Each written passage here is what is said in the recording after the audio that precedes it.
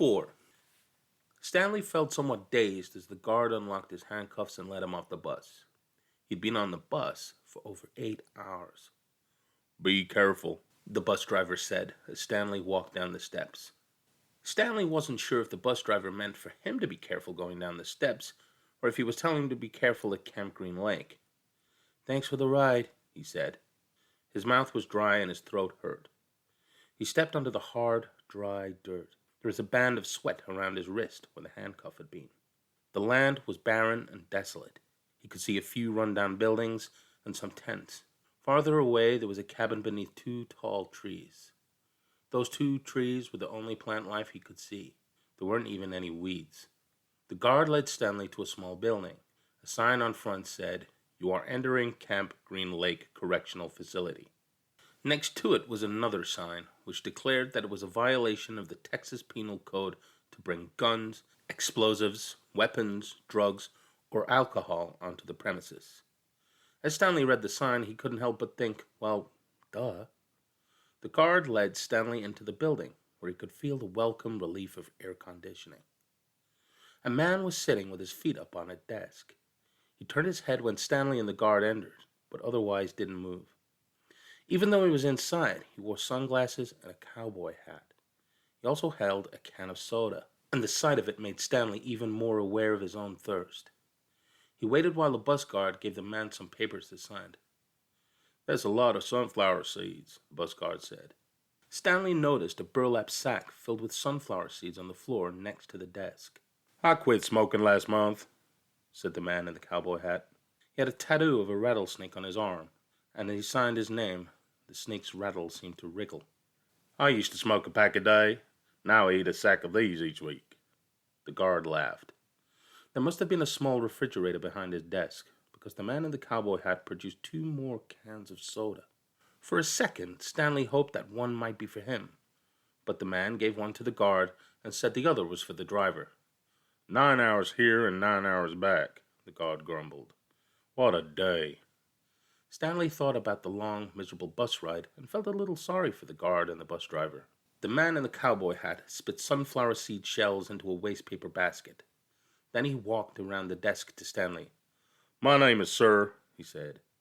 "Whenever you speak to me, you must call me by that name. Is that clear?" Stanley hesitated.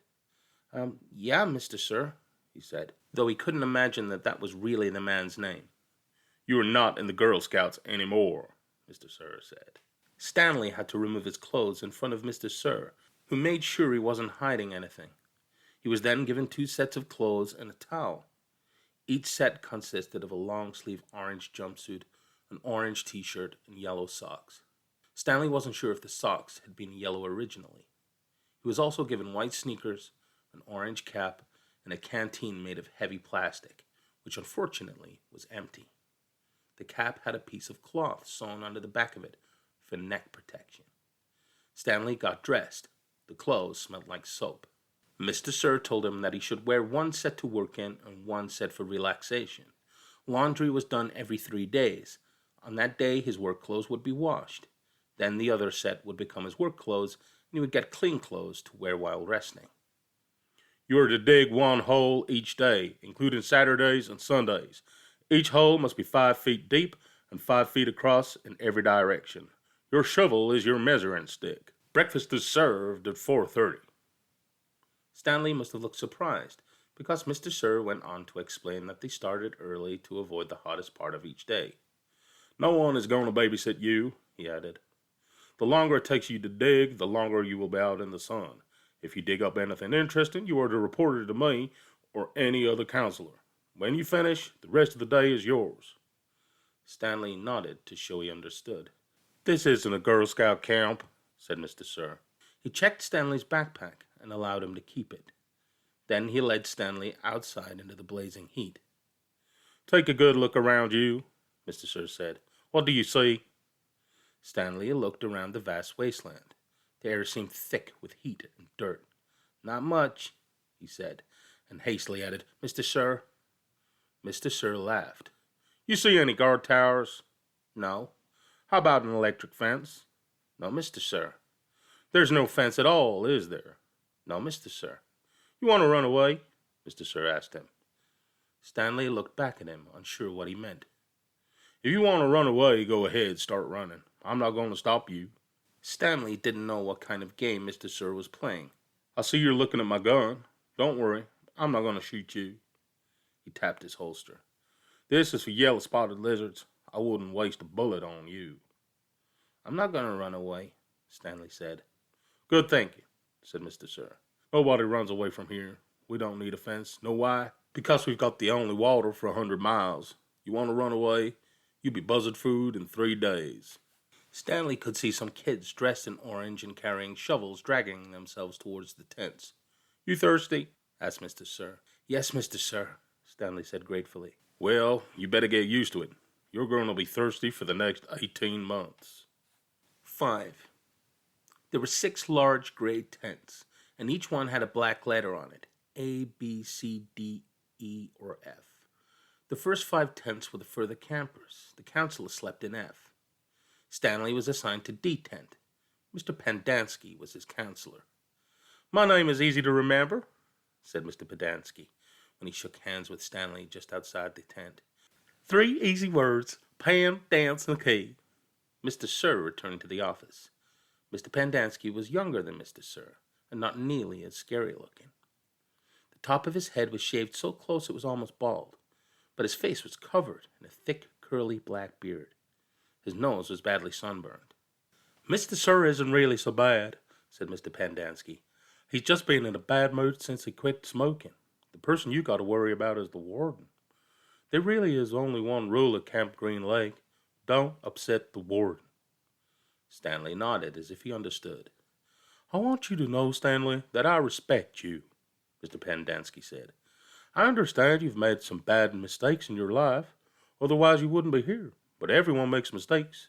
You may have done some bad things, but that doesn't mean you're a bad kid. Stanley nodded. It seemed pointless to try and tell his counselor that he was innocent. He figured that everyone probably said that. He didn't want Mr. Pendanski to think he had a bad attitude.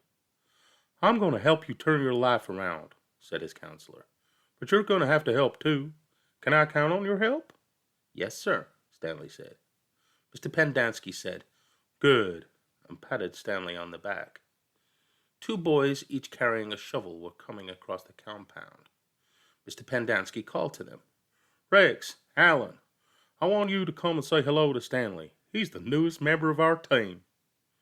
The boys glanced wearily at Stanley.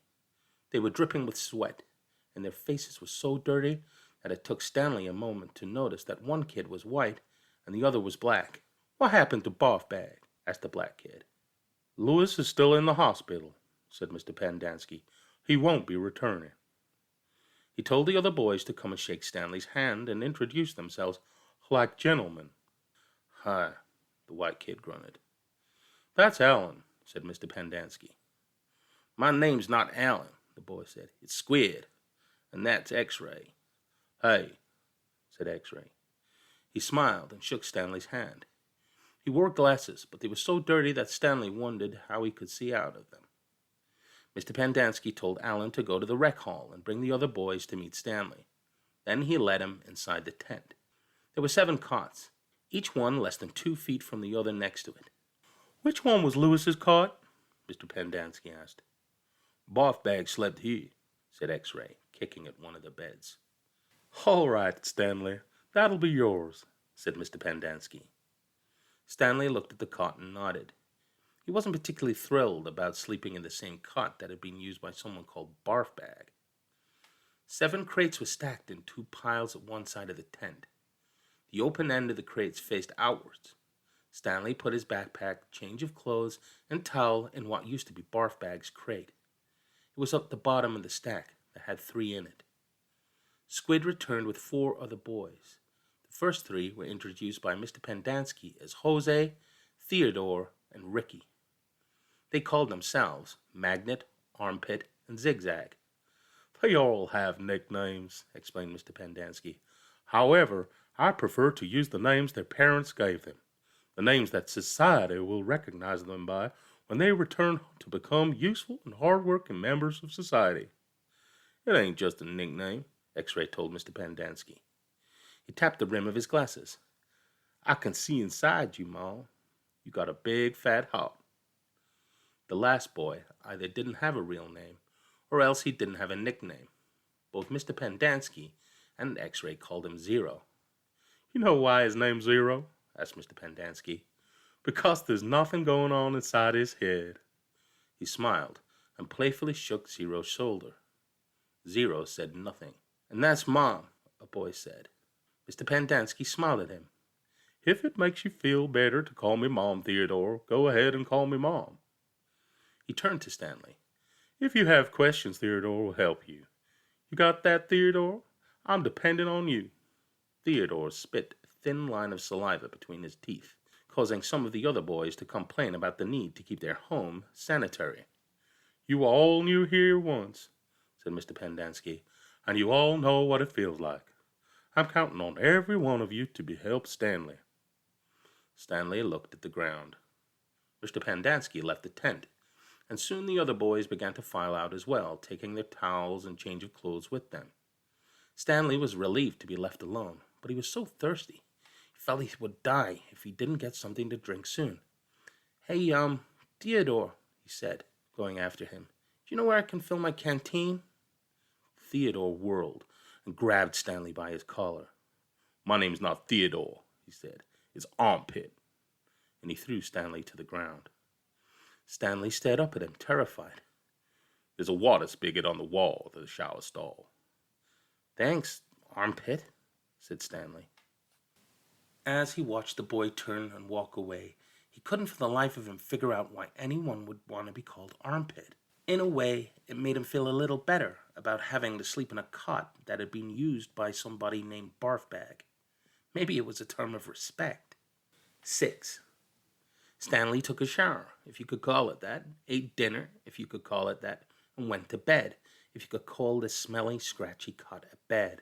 Because of the scarcity of water, each camper was only allowed a 4-minute shower. It took Stanley nearly that long to get used to the cold water. There was no knob for hot water. He kept stepping into, then jumping back from the spray until the water shut off automatically. He never managed to use his bar of soap, which was just as well, because he wouldn't have had time to rinse off the suds. Dinner was some kind of stewed meat and vegetables. The meat was brown, and the vegetables had once been green. Everything tasted pretty much the same. He ate it all, and used a slice of white bread to mop up the juice. Stanley had never been one to leave food on his plate, no matter how it tasted. What did you do? One of the campers asked him. At first, Stanley didn't know what he meant. They sent you here for a reason. Oh, he realized. I stole a pair of sneakers. The other boys thought that was funny. Stanley wasn't sure why. Maybe because their crimes were a lot worse than stealing shoes. From a store or where they were on someone's feet? Asked Squid. Neither, Stanley answered. They belonged to Clyde Livingston. Nobody believed him. Sweet feet, said X-Ray. Yeah, right. No way, said Squid. Now, as Stanley lay on his cot, he thought it was kind of funny in a way.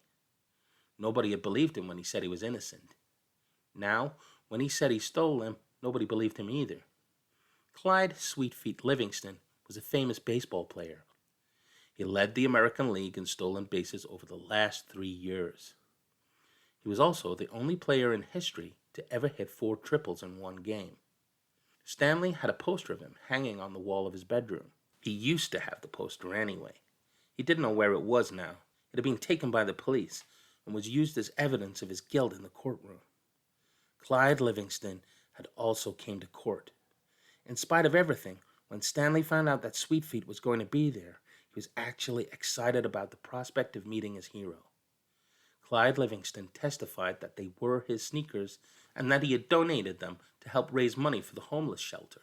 He said he couldn't imagine what kind of horrible person would steal from homeless children. That was the worst part for Stanley. His hero thought he was a no-good, dirty, rotten thief. As Stanley tried to turn over in his cot, he was afraid it was going to collapse under all his weight.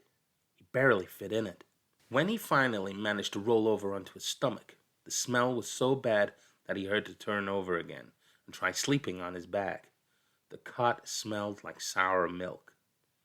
Though it was night, the air was still very warm. Armpit was snoring 2 cots away. Back at school, a bully named Derek Dunn used to torment Stanley. The teachers never took Stanley's complaints seriously because Derek was so much smaller than Stanley. Some teachers even seemed to find it amusing that a little kid like Derek could pick on someone as big as Stanley. On the day Stanley was arrested, Derek had taken Stanley's notebook and, after a long game of come and get it, finally dropped it in the toilet of the boys' restroom. By the time Stanley retrieved it, he had missed his bus and had to walk home. It was while he was walking home, carrying his wet notebook, with the prospect of having to copy the ruined pages, that the sneakers fell from the sky. "I was walking home, and the sneakers fell from the sky," he told the judge. "One hit me on the head. It had hurt, too. They hadn't exactly fallen from the sky. He had just walked out from under the freeway overpass when a shoe hit him on the head.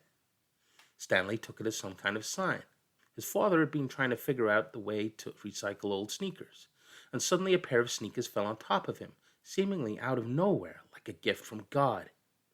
Naturally, he had no way of knowing they belonged to Clyde Livingston. In fact, the shoes were anything but sweet. Whoever had worn them had had a bad case of foot odor. Stanley couldn't help but think that there was something special about the shoes, that they would somehow provide the key to his father's invention. It was too much of a coincidence to be a mere accident. Stanley had felt he was holding destiny's shoes. He ran. Thinking back now, he wasn't sure why he ran.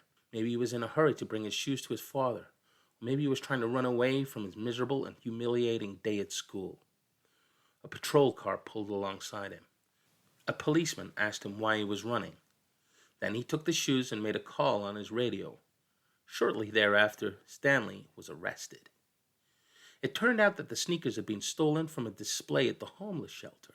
That evening, rich people were going to come to the shelter and pay $100 to eat the food that the poor people ate every day for free. Clyde Livingston, who had once lived at the shelter when he was younger, was going to speak and sign autographs.